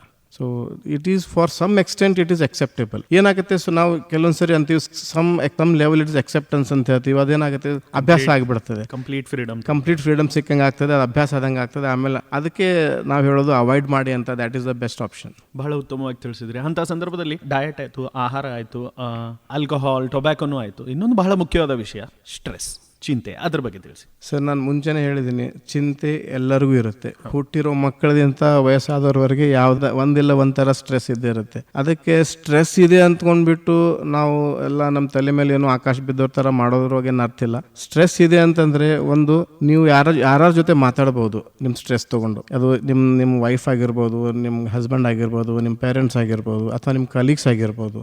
ನೀವು ಮಾತಾಡೋದ್ರಿಂದ ನಿಮ್ಮ ಸ್ಟ್ರೆಸ್ ಲೆವೆಲ್ ಒಂದು ಲೆವೆಲ್ ಕಡಿಮೆ ಆಗುತ್ತೆ. ಅಟ್ಲೀಸ್ಟ್ ಅವ್ರು ನಿಮ್ಮ ಸ್ಟ್ರೆಸ್ ಕಡಿಮೆ ಮಾಡಲಿಲ್ಲ ಅಂದ್ರೆ ಅಷ್ಟೇ, they will console you. There are many ways, ಸಾಕಷ್ಟು ದಾರಿಗಳಿದಾವೆ ಸ್ಟ್ರೆಸ್ ಅನ್ನು ಕಡಿಮೆ ಮಾಡಲಿಕ್ಕೆ. ಓಕೆ, ಮತ್ತು ಇನ್ನೊಂದು ಸ್ಟ್ರೆಸ್, ಎದಕ್ಕೆ ಸ್ಟ್ರೆಸ್ ಆಗ್ತಾ ಇದೆ, ವಾಟ್ ಈಸ್ ದ ರೀಸನ್, ಅದಕ್ಕೆ ಸೊಲ್ಯೂಷನ್ ಹುಡ್ಕೋದ್ ಬಿಟ್ಟು ನಾವು ಆ ಥರದ ಪ್ರಾಬ್ಲಮ್ ಕ್ರಿಯೇಟ್ ಮಾಡಿದ್ರೆ ಸ್ಟ್ರೆಸ್ ಡಬಲ್ ಆಗುತ್ತೆ. ನನ್ನ ಸಜೆಷನ್ ಏನಿದೆ ಸರ್, ಸ್ಟ್ರೆಸ್ ಅದಕ್ಕೊಂದು ಸೊಲ್ಯೂಷನ್ ಹುಡುಕಾಡ್ಕೊಂಡ್ಬಿಟ್ಟು ಆ ಸ್ಟ್ರೆಸ್ ಅನ್ನು ಕಡಿಮೆ ಮಾಡ್ಕೊಂಡ್ರೆ ಡೆಫಿನೆಟ್ಲಿ ನಿಮಗೆ ಸ್ಟ್ರೆಸ್ ಆಗೋದಿಲ್ಲ. ಆದರೆ ಅಟ್ಲೀಸ್ಟ್ ಒಂದು ಸ್ಟ್ರೆಸ್ ಲೆವೆಲ್ ಕಡಿಮೆ ಮಾಡ್ಬೋದು, ಅದರಿಂದ ಡೆಫಿನೆಟ್ಲಿ ನಿಮಗೆ ಹೆಲ್ತ್ ಮೇಲೆ ಇಶ್ಯೂ ಆಗೋದಿಲ್ಲ. ಬಟ್ ಎಸ್, ನೀವು ಸ್ಟ್ರೆಸ್ ಜಾಸ್ತಿ ತಗೊಂತ ಹೋದರೆ ನಿಮಗೆ ಗೊತ್ತಾಗೋದಿಲ್ಲ, ಬಟ್ ನಿಮ್ಮ ಶರೀರದಲ್ಲಿ ಆಗ್ತಿರೋ ಎಲ್ಲ changes, all the biochemical changes ಏನಾಗುತ್ತಲ್ಲ, ಅದು ಇಂಡೈರೆಕ್ಟ್ಲಿ ನಿಮ್ಮ ಬ್ಲಡ್ ಅಲ್ಲಿ ಫ್ಯಾಟ್ ಡಿಪೋಸಿಷನ್ ಲೆವೆಲ್ ಜಾಸ್ತಿ ಮಾಡುತ್ತೆ. Stress is one of the cause for the fat deposition in the blood ಅಂತ ಹೇಳ್ತೀವಿ. ಫ್ಯಾಟ್ ಕಂಟೆಂಟ್ ಅಂತ ಇರುತ್ತಲ್ಲ, ಗುಡ್ ಫ್ಯಾಟ್, ಬ್ಯಾಡ್ ಫ್ಯಾಟ್ ಅಂತೀವಲ್ಲ, ಆ ಬ್ಯಾಡ್ ಫ್ಯಾಟ್ ಕಂಟೆಂಟ್ ಹೆಚ್ಚಾಗಲಿಕ್ಕೆ stress is the one of the reason. So that could, ಅದರಿಂದ ಏನಾಗುತ್ತೆ, ನಿಮಗೆ ರಕ್ತನಾಳಗಳಲ್ಲಿ ಡೆಪಾಸಿಟ್ ಆಗಿ ಬ್ಲಡ್ ಕ್ಲಾಟ್ ಆಗಿ ಬ್ರೈನ್ ಸ್ಟ್ರೋಕ್ ಆಗೋ ಚಾನ್ಸ್ ಇರುತ್ತೆ. ಸ್ಟ್ರೆಸ್ಸನ್ನು ಅವಾಯ್ಡ್ ಮಾಡೋದೇ ಒಳ್ಳೆಯದು. ಸ್ಟ್ರೆಸ್ ಬಗ್ಗೆ ಮಾತನಾಡಿದ್ವಿ, ವ್ಯಾಯಾಮದ ಬಗ್ಗೆ ಮಾತನಾಡಿದ್ವಿ, ಈ ಎಲ್ಲ ವ್ಯಸನದ ಬಗ್ಗೆ ಮಾತನಾಡಿದ್ವಿ. ಇನ್ನೊಂದು ಮುಖ್ಯವಾದ ವಿಷಯ ಸ್ಲೀಪ್, ನಿದ್ರೆ, ಅದ್ರ ಬಗ್ಗೆ ತಿಳಿಸಿ. ಇತ್ತೀಚಿನ ದಿನಗಳಲ್ಲಿ ಅದು ಬಹಳ ಇಗ್ನೋರ್ ಮಾಡ್ತಾ ಇದ್ದಾರೆ. ಇದು ಒಂದು ತುಂಬಾ ಒಳ್ಳೆ ಪ್ರಶ್ನೆ. ಮೆಡಿಕಲ್ ಸೈನ್ಸ್ ಪ್ರಕಾರ ದಿನದಲ್ಲಿ ಕನಿಷ್ಠ ಪಕ್ಷ 8 ತಾಸು ನಿದ್ದೆ ಮಾಡಬೇಕು. 24 ಗಂಟೆಯಲ್ಲಿ 8 ತಾಸು ನಿದ್ದೆ ಮಾಡಬೇಕು ಮಿನಿಮಮ್. ಆ 8 ತಾಸು ನಿದ್ದೆ ಮಾಡಿದರೆ ಒಳ್ಳೇದು. ಮಾಡಿಲ್ಲ ಅಂತಂದರೆ ನಿಮಗೆ ಸ್ಟ್ರೆಸ್ ಅಗೇನ್ ಮತ್ತೆ ಸ್ಟ್ರೆಸ್ ಆಗುತ್ತೆ. All it's like A vicious cycle, ಒಂದಕ್ಕೊಂದು ರಿಲೇಷನ್ ಇದೆ. ನಾವು ಭಾಳಷ್ಟು ಸರಿ ಏನು ಮಾಡ್ತೀವಿ, ಮನಗೋ ಟೈಮ್ನಲ್ಲಿ ಮೊಬೈಲ್ ನೋಡೋದೆ, ಮನಗೋ ಟೈಮಲ್ಲಿ ಟಿ ವಿ ನೋಡೋದು, ಅಥವಾ ಏನಾದರೂ ಅದೊಂದು ಟೈಮ್ ರೆಸ್ಟ್ರಿಕ್ಷನ್ ನಾವು ಮಾಡ್ಕೊಳ್ಬೇಕು. ನಾವು ಟೈಮ್ ಟೇಬಲ್ ಮಾಡ್ಕೊಳ್ಳೇಬೇಕು. ನಾನು ಈ ಟೈಮಿಂದ ಈ ಟೈಮ್ ಒಳಗೆ ನನ್ನ ನಿದ್ದೆ ಟೈಮ್ ಇದೆ, ನಾನು ನಿದ್ದೆ ಮಾಡಲೇಬೇಕು. ಆ ಥರ ಮಾಡ್ಕೊಂಡ್ರೆ ಮಾತ್ರ ಪಾಸಿಬಲ್ ಇದೆ. ಮತ್ತು ನಿದ್ದೆ ಸಲುವಾಗಿ ನಿದ್ದೆ ಆಗ್ತಾ ಇಲ್ಲ, ನಿದ್ದೆಗೆ ಸ್ಟ್ರೆಸ್ ಆಗ್ತಾ ಇದೆ ಅಂದ್ಕೊಂಡ್ಬಿಟ್ರೆ ಅದು ಏನು ಹೆಲ್ಪ್ ಆಗೋದಿಲ್ಲ. ಫಿಸಿಯೋಥೆರಪಿ ಬಗ್ಗೆ ಮಾತನಾಡೋಣ ಡಾಕ್ಟರ್ ಸರ್. ಯಂಗ್ ಸ್ಟ್ರೋಕಿಗೆ ಫಿಸಿಯೋಥೆರಪಿ ಹೆಂಗೆ ಹೆಲ್ಪ್ ಮಾಡುತ್ತೆ? ಆ್ಯಂಡ್ ಬಹಳ ಮುಖ್ಯವಾಗಿ ಬಹಳಷ್ಟು ಜನ ಹೇಳ್ತಾರೆ, ಮೊದಲನೇ ಸ್ಟ್ರೋಕ್ ಆದಾಗ 24 ಅಥವಾ 48 ಅವರ್ಸ್ನಲ್ಲಿ ಫಿಸಿಯೋಥೆರಪಿ ಮಾಡಿಸ್ಬೇಕು. ಅದ್ರ ಬಗ್ಗೆ ಏನು ಹೇಳಕ್ಕೆ ಇಷ್ಟಪಡ್ತೀರಾ? ಸರ್, ಒಂದು ತುಂಬ ಇಂಪಾರ್ಟೆಂಟ್ ಕ್ವಶನ್ ಇದು. ಯಂಗ್ ಸ್ಟ್ರೋಕ್ ಅಲ್ಲಿ ರಿಕವರಿ ಚಾನ್ಸಸ್ ತುಂಬ ಜಾಸ್ತಿ ಇರುತ್ತೆ. ಯಾಕಂತಂದರೆ ದೇ ಆರ್ ವೆರಿ ಯಂಗ್. ಆಮೇಲೆ ಕಂಪೇರ್ ಮಾಡಿದರೆ ಓಲ್ಡ್ ಸ್ಟ್ರೋಕಿಗೆ ಯಂಗ್ ಸ್ಟ್ರೋಕ್ ಕಂಪೇರ್ ಮಾಡಿದರೆ young stroke are more chance of survival. So immediate 24 ರಿಂದ 48 ತಾಸಲ್ಲಿ ಫಿಸಿಯೋಥೆರಪಿ ಸ್ಟಾರ್ಟ್ ಮಾಡಿದ್ರೆ ಏನಾಗುತ್ತೆ, ಫರ್ದರ್ ಡಿಟೋರೇಷನ್ ಏನಂತೀವಲ್ಲ, ಫರ್ದರ್ ಬ್ರೈನ್ ಡ್ಯಾಮೇಜನ್ನು ಆಗಲಿ ಅಥವಾ ಫರ್ದರ್ ಮಸ್ಕ್ಯುಲೋಸ್ಕೆಲಿಟಲ್ ಅಂದರೆ ನಿಮ್ಮ ಮೌನ್ಸ್ಗಳು ಮತ್ತು ಮೂಳೆಗಳಲ್ಲಿ ಏನು ಸ್ಟ್ರೆಂತ್ ಏನು ಕಡಿಮೆ ಆಗಿದೆ ಅದನ್ನು ರಿಕವರಿ ಮಾಡಲಿಕ್ಕೆ ತುಂಬ ಹೆಲ್ಪ್ ಆಗುತ್ತೆ. ಅದನ್ನು ಅರ್ಲಿ ಸ್ಟಾರ್ಟ್ ಮಾಡಿದರೆ it's always good sir. Doctor sir, ಈಗ ಅಂಥ ಸಂದರ್ಭದಲ್ಲಿ ಮೆದುಳಿನಲ್ಲಿ ಹೊಸ ನರಮಾರ್ಗಗಳನ್ನು ರಚಿಸಲು ನ್ಯೂರೋಪ್ಲಾಸ್ಟಿಸಿಟಿ ಅಥವಾ ಫಿಸಿಯೋಥೆರಪಿ ಹೇಗೆ ಸಹಾಯ ಮಾಡುತ್ತದೆ? ಅದರ ಬಗ್ಗೆ ನ್ಯೂರೋಪ್ಲಾಸ್ಟಿಸಿಟಿ ಅಂತಂದರೆ ಮೆದುಳಿನಲ್ಲಿ ಹೊಸ ನೆಟ್ವರ್ಕಿಂಗ್ ಸ್ಟಾರ್ಟ್ ಮಾಡೋದು ಅಂತ ಹೇಳ್ತೀವಿ. ಇವಾಗ ಬಿಕಾಸ್ ಆಫ್ ದ ಡ್ಯಾಮೇಜ್, ಏನೋ ಡ್ಯಾಮೇಜ್ ಆಗಿದೆ, ಆ ನರಗಳು ತಮ್ಮ ಕೆಲಸ ಮಾಡ್ತಾ ಇಲ್ಲ, ಅದನ್ನು ಸರೌಂಡಿಂಗ್ ನಾರ್ಮಲ್ ನರ್ವ್ಸ್ ಏನಿರುತ್ತಲ್ಲ ಅದನ್ನು ಆ ಕೆಲಸವನ್ನು ಕ್ಯಾರಿ ಓವರ್ ಮಾಡ್ತಾ ನ್ಯೂರಲ್ ಪ್ಲಾಸ್ಟಿಸಿಟಿ ಅಂತ ಹೇಳ್ತೀವಿ. ಅದನ್ನು ಜಾಸ್ತಿ ಮಾಡಲಿಕ್ಕೆ ಫಿಸಿಯೋಥೆರಪಿಯಲ್ಲಿ ನಾವು ರಿಪೀಟೆಡ್ ಮೂವ್ಮೆಂಟ್ಸ್ ಮಾಡಿಸ್ತೀವಿ, ಟಾಸ್ಕ್ ಓರಿಯೆಂಟೆಡ್ ಆಕ್ಟಿವಿಟಿ ಮಾಡ್ತೀವಿ. ಅಂತಂದರೆ ಒಂದು ಪರ್ಟಿಕ್ಯುಲರ್ ಆಕ್ಟಿವಿಟಿಯನ್ನು ರಿಪೀಟೆಡ್ ಮಾಡೋದ್ರಿಂದ ಅದೇನಾಗುತ್ತೆ, ಆ ಮೆದುಳಿನ ಭಾಗ ಏನೋ ತನ್ನ ಮೂವ್ಮೆಂಟನ್ನು ಕಳೆದುಕೊಂಡಿದೆ, ಆ ಮೂವ್ಮೆಂಟನ್ನು ಆ ಮೆದುಳು ಅರ್ಥ ಮಾಡ್ಕೊಳ್ಳುತ್ತೆ, ಆ ಮೂಮೆಂಟನ್ನು ಕಲಿಯುತ್ತೆ ರಿಪಿಟೇಷನ್ಲಿಂದ. ಅದರಿಂದ ಏನಾಗುತ್ತೆ, ನ್ಯೂ ಟ್ರ್ಯಾಕ್ ಫಾರ್ಮೇಷನ್ ಆಗುತ್ತೆ. ಹೀಗಾಗಿ ನ್ಯೂರಲ್ ಪ್ಲಾಸ್ಟಿಸಿಟಿ ಡೆವಲಪ್ ಆಗುತ್ತೆ. ಸೊ ಫಿಸಿಯೋಥೆರಪಿಲಿ ಸಾಕಷ್ಟು ಆಪ್ಷನ್ಸ್ ಇದೆ. ನಾವು ಅಂದರೆ ಅಡ್ವಾನ್ಸ್ ಮೊಡಾಲಿಟಿ ಅನ್ಬೋದು, ಮಷಿನ್ಸ್ ಅನ್ಬೋದು, ಎಕ್ಸರ್ಸೈಸ್ ಪ್ರೋಟೋಕಾಲ್ ಅನ್ಬೋದು, ಅದನ್ನು ನಾವು ರಿಪೀಟೆಡ್ಲಿ ಮಾಡಿಸೋದ್ರಿಂದ ಡೆಫಿನೆಟ್ಲಿ ಆ ಯಂಗ್ ಸ್ಟ್ರೋಕಲ್ಲಿ ನಮ್ಮಲ್ಲಿ ಸಾಕಷ್ಟು ಇಂಪ್ರೂವ್ಮೆಂಟ್ ಕಂಡು ಬಂದಿದೆ. ಬಹಳ ಮುಖ್ಯವಾದ ಒಂದು ಪ್ರಶ್ನೆ ಸರ್. ಈಗ ಫಿಸಿಯೋಥೆರಪಿಯಿಂದ ಸ್ಟ್ರೋಕ್ ಆದವರಿಗೆ ಕಂಪ್ಲೀಟ್ ಆಗಿ ಒಂದು ಸ್ವತಂತ್ರವಾಗಿ ಮೂವ್ಮೆಂಟ್ ಮಾಡಲಿಕ್ಕೆ ಆಗುತ್ತಾ? ಅದ್ರ ಬಗ್ಗೆ ಸ್ವಲ್ಪ ಸರ್, ಇದು ತುಂಬ ಕಷ್ಟಕರ ಕ್ವಶನ್ ಸರ್. ಯಾಕಂತಂದರೆ ಹೇಗಿದೆ, ಕೆಲವೊಂದು ಅಂಶಗಳಿವೆ. ಫಾರ್ ಎಕ್ಸಾಂಪಲ್, ಪೇಷಂಟ್ ತುಂಬ ಲೇಟಾಗಿ ಬಂದರೆ ನಾವು 100% ರಿಕವರ್ ಎಕ್ಸ್ಪೆಕ್ಟ್ ಮಾಡೋಕ್ಕೆ ಬರಲ್ಲ. ಪೇಷಂಟ್ ಬೇಗ ಬಂದರೆ ಮತ್ತು ಆಮೇಲೆ ಪೇಷಂಟ್ ಪಾರ್ಟಿಸಿಪೇಷನ್ನು, ಪೇಷಂಟ್ ತಾನೆಷ್ಟು ಇಂಟ್ರೆಸ್ಟಾಗಿ ಎಕ್ಸಸೈಸ್ ಮಾಡ್ತಾರೆ ಅದು ಒಂದು. ಮತ್ತು ಈ ಕೆಲವೊಂದು ಕಂಡೀಷನ್ ಲೈಕ್ ಪ್ರೀ ಮಾರ್ಬಿಡಿಟಿ ಅಂತೀವಿ. ಪೇಷಂಟ್ಗೆ ಆಲ್ರೆಡಿ ಹೈಪರ್ ಟೆನ್ಷನ್ ಇದೆಯಾ, BP, ಶುಗರ್, ಡಯಾಬಿಟಿಸ್ ಏನಾದರೂ ಇದೆಯಾ, ಆಮೇಲೆ ಪೇಷಂಟ್ ಒಬೆಸಿಟಿ ಏನಾದರೂ ಇದೆಯಾ, ಅವ್ರು ಪ್ರೀ ಎಕ್ಸಿಸ್ಟಿಂಗ್ ಮಾರ್ಬಿಡಿಟಿ ಏನಾದರೂ ಇದ್ದರೆ ಅದರಲ್ಲಿ ಪ್ರೋಗ್ನೋಸಿಸ್ ಅಂದರೆ ಇಂಪ್ರೂವ್ಮೆಂಟ್ ಚಾನ್ಸಸ್ ಸ್ವಲ್ಪ ಕಡಿಮೆ ಆಗ್ಬೋದು. But Young stroke, early intervention, ಬೇಗ ಬಂದೆ ಫಿಸಿಯೋಥೆರಪಿ ಸ್ಟಾರ್ಟ್ ಮಾಡಿದರೆ ನಾವು ಸಾಕಷ್ಟು ಪೇಷಂಟಿಗೆ ನೋಡಿದ್ದೀವಿ ಸರ್, 100% ರಿಕವರಿ ಆಗುವ ಸಾಧ್ಯತೆ ಇದೆ, ಇಲ್ಲ ಅಂತ ಅನ್ನೋದಿಲ್ಲ. ಬಟ್ ಅದರ್ ಫ್ಯಾಕ್ಟರ್ಸ್, ಬೇರೆ ಅಂಶಗಳಿವೆ, ಅದನ್ನೆಲ್ಲ ಕನ್ಸಿಡರ್ ಮಾಡ್ಕೊಂಡ್ಬಿಟ್ಟು ನಾವು ಹೇಳ್ಬೋದು ಎಷ್ಟರ ಮಟ್ಟಿಗೆ ಇಂಪ್ರೂವ್ಮೆಂಟ್ ಆಗ್ತದೆ ಅಂತ. ಡಾಕ್ಟರ್ ಸರ್, ಈಗ ಅಂಥ ಸಂದರ್ಭದಲ್ಲಿ ತಾವು ತಮ್ಮ ಅನುಭವದಿಂದನೂ ಹೇಳ್ಬೋದು, ಯಾರಿಗಾದ್ರೂ ಸ್ಟ್ರೋಕ್ ಆಗಿದೆ ಆ್ಯಂಡ್ ಫಿಸಿಯೋಥೆರಪಿ ಅವರು ತಗೋತಾ ಇದ್ದಾರೆ, ವಿಲ್ ಪವರ್ ಎಷ್ಟು ಮುಖ್ಯ ಆಗುತ್ತೆ ಅವರ ಜೀವನದಲ್ಲಿ? ಸರ್, ವಿಲ್ ಪವರ್ ಇದ್ರೇನೆ ಎಲ್ಲ ಸಾಧ್ಯ. Will power is like one boosting dose for a physiotherapist and also for the patient. ಅಂದರೆ ಇವಾಗ ನಾನು ಸಾಕಷ್ಟು ಪೇಷಂಟ್ ನೋಡಿದ್ದೀನಿ ಸರ್, ಇವಾಗ ನಾನು ಹೆಸರು ತಗೊಳ್ದಿಲ್ಲ, ಬಟ್ ಪೇಷಂಟ್ಸ್ಗಳು they are able to walk in the middle of the traffic. ಅಂತಂದರೆ ಸ್ಟ್ರೋಕ್ ಆದ ನಂತರ ಅವ್ರಿಗೆ ನಡಿಲಿಕ್ಕೆ ಕೂತ್ಕೊಳ್ಳಿಕ್ಕೆ ಆಗ್ತಿರ್ಲಿಲ್ಲ. ಇವತ್ತಿನ ತಾರೀಕಿನಲ್ಲಿ ಅವರು ತಮ್ಮ ವ್ಯಾಪಾರ ಅಂಗಡಿಗೆ ಹೋಗ್ತಾ ಇದ್ದಾರೆ, ತಾವು ನಡ್ಕೊಂಡ್ ಬರ್ತಾ ಇದ್ದಾರೆ, ರೋಡ್ ಕ್ರಾಸ್ ಮಾಡ್ತಾ ಇದ್ದಾರೆ, ತಮಗೆ ಆಲ್ಮೋಸ್ಟ್ ಇಂಡಿಪೆಂಡೆಂಟ್ ಆಗಿರೋ ಪೇಷಂಟ್ಸ್ಗಳನ್ನು ನಾವು ನೋಡಿದ್ದೀವಿ. ಎಸ್, ಡೆಫಿನೆಟ್ಲಿ ಫಿಸಿಯೋಥೆರಪಿ ಸ್ವಲ್ಪ ಜಾಸ್ತಿ ಟೈಮ್ವರೆಗೆ ಬೇಕಾಗ್ಬೋದು, 1 ತಿಂಗಳು, 2 ತಿಂಗಳು, 3 ತಿಂಗಳು ಬೇಕಾಗ್ಬೋದು. ಬಟ್ ಅದರಲ್ಲಿ continuity, will power, patient will power ಅಂತಂದರೆ ನಾಟ್ ಓನ್ಲಿ ಅವ್ರ ಪಾರ್ಟಿಸಿಪೇಷನ್, ಸೇಮ್ ಎಕ್ಸಸೈಸ್ ಅವ್ರ ಮನೆಯಲ್ಲಿ ಹೋಗಿ ಕೂಡ ಮಾಡಬೇಕು. That is also very very important. Doctor sir, will power ಬಗ್ಗೆ ಮಾತನಾಡಿದೆ. ಇನ್ನೊಂದು ಬಹಳ ಮುಖ್ಯವಾದ ವಿಷಯ, ಇತ್ತೀಚಿನ ದಿನಗಳಲ್ಲಿ ತಾವು ಕೂಡ ಅನುಭವಿಸಿರಬಹುದು, ಇಂಟರ್ನೆಟ್ ಕಾಲ ನಡೆದಿದೆ. ನೀವೇನಾದರೂ ಸಜೆಸ್ಟ್ ಮಾಡಿದರೆ ಅದರ ಬಗ್ಗೆ ಅವರು ತಮ್ಮ ಸರ್ಚ್ ಮಾಡಿ ತಮ್ಮದೇ ಆದಂಥ ಒಂದು ಸೆಲ್ಫ್ ಮೆಡಿಕೇಶನ್ ಮಾಡ್ತಾರೆ. You might have encountered this word called a self medication. ವೈದ್ಯರೇ ಅದನ್ನು ನೀವು ಏನು ಹೇಳಿಕೆ?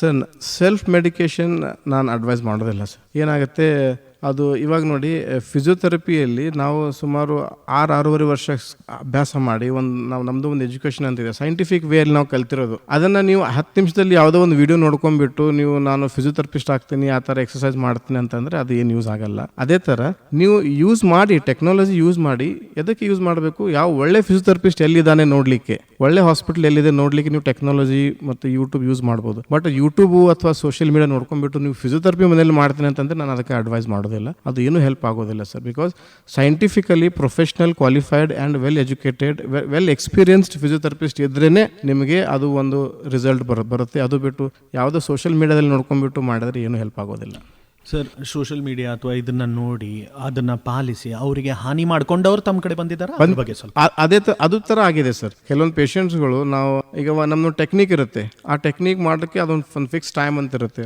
ಆನ್ಸೆಟ್ ಆದ ನಂತರ ಅಕ್ಯೂಟ್ ಸ್ಟೇಜ್, ಸಬ್ ಅಕ್ಯೂಟ್ ಸ್ಟೇಜ್, ಕ್ರೋನಿಕ್ ಸ್ಟೇಜ್ ಅಂತ ಇರುತ್ತೆ. ಆ ಸ್ಟೇಜ್ ಪ್ರಕಾರ ಪೇಷಂಟ್ ಬಂದರೆ ನಾವು ಆ ಸ್ಟೇಜ್ ಪ್ರಕಾರ ಪ್ರೋಟೋಕಾಲ್ ಮಾಡ್ತೀವಿ. ಇವಾಗ ಏನು ಮಾಡ್ತಾರೆ, ನಾವು ಈ ಒಂದು ಫಾಲೋ ಅಪ್ ಮಾಡ್ತಾ ಇರ್ತೀವಿ, ಬಟ್ ಅವ್ರು ತಮ್ಮದೇ ಆದಂಥ ಟ್ರೀಟ್ಮೆಂಟ್ ಸೈಮಿಲ್ಟೇನಿಯಸ್ ಸ್ಟಾರ್ಟ್ ಮಾಡಿರ್ತಾರೆ.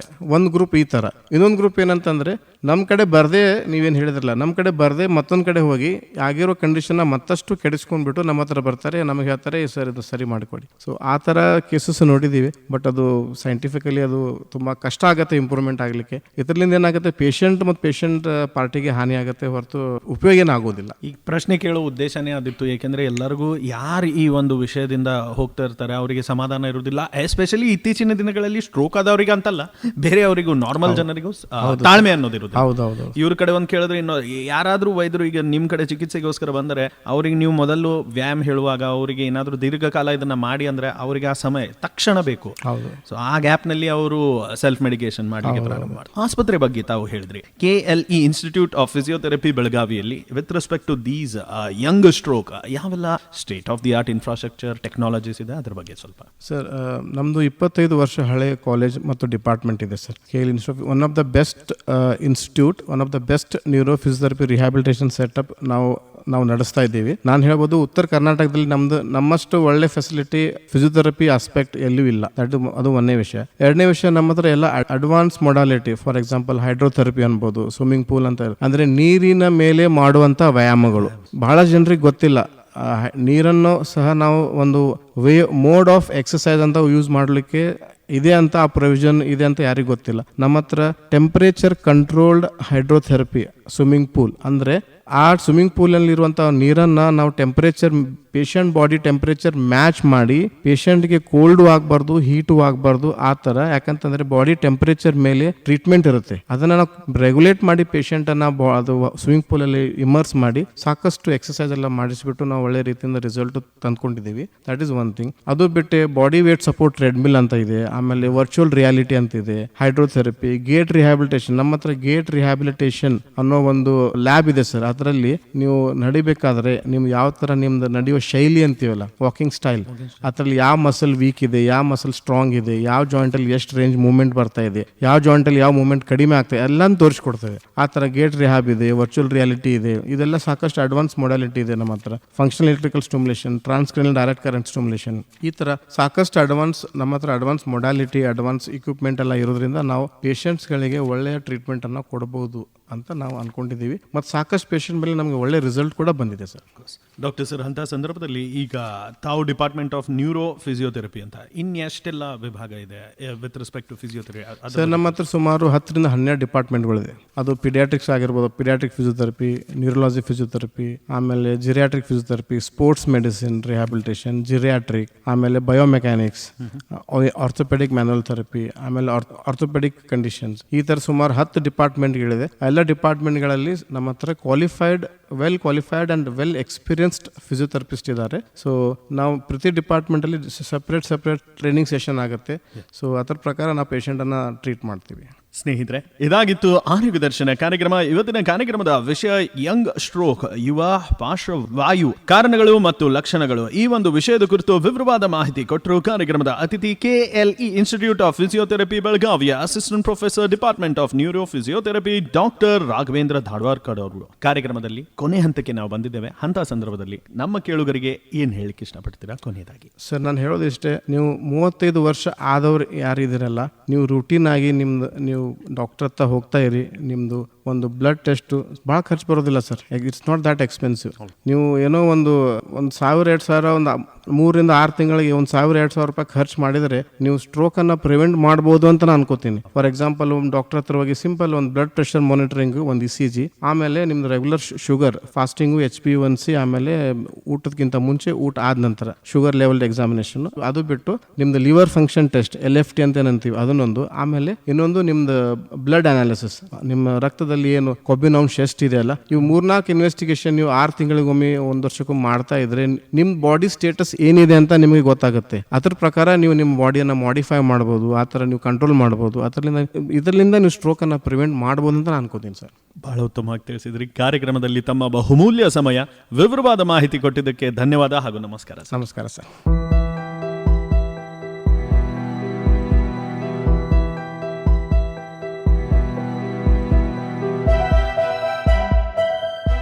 ಸ್ನೇಹಿತರೆ, ನಿಮ್ಮೊಂದಿಗೆ ನಾನು ಮಂಜುನಾಥ್ ಪೈ. ಹೀಗೆ ಕೇಳ್ತಾ ಇರಿ ವೇಣುಧ್ವನಿ. ಇದು 90.4 FM KLE ಕನಸು ಬೆಳಗಾವಿಯ ಮೊಟ್ಟ ಮೊದಲ ರೇಡಿಯೋ ಕೇಂದ್ರ. ನಮಸ್ಕಾರ.